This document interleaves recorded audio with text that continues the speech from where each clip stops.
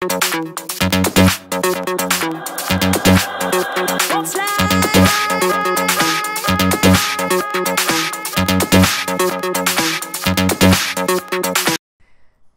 రూపాయల బిల్ల విలువ అక్షరాల 3 లక్షలట.